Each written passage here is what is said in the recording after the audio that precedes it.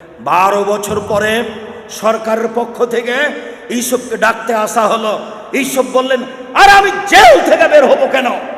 জুলাইখাকে জাতির সামনে বলতে হবে, আমি জুলাইখা অন্যায় করেছি, ইউসুফ অন্যায় করেনি।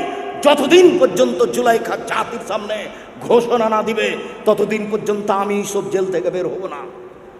জুলাইখা জাতির সামনে ভাষণ দিল, পৃথিবীর মানুষ শুনে রেখো, মিশরের মানুষ শুনে রেখো, আমি জুলাইখা মিথ্যাবাদিনী, ইউসুফ সত্যবাদী পুরুষ, অন্যায় আমি করেছি, ইউসুফ অন্যায় করেনি। এই ঘোষণা দেওয়ার পরে তিনি জেল থেকে বের হলেন। মনে রেখো যুবক, নারীর ফাঁদে পড়িও না, নারী বড় ভয়াবহ বস্তু। সম্মানিত দিনী ভাই বোন, জাহান্নামের উল্লেখযোগ্য শাস্তি হচ্ছে আগুন। রাসূল সাল্লাল্লাহু আলাইহি ওয়াসাল্লাম বলছেন, মিনহুম মান তাখুজুন নার বিকাবাইহি, কারো কারো জাহান্নামের আগুন হবে টাকনু পর্যন্ত। অমিনহুম মা ইয়াকুনু ইলা রুকবাতাইহি, কারো কারো জাহান্নামের আগুন হবে হাঁটু পর্যন্ত। অমিনহুম মা ইয়াকুনু ইলা হুজুজাজিহি, কারো কারো আগুন হবে কোমর পর্যন্ত।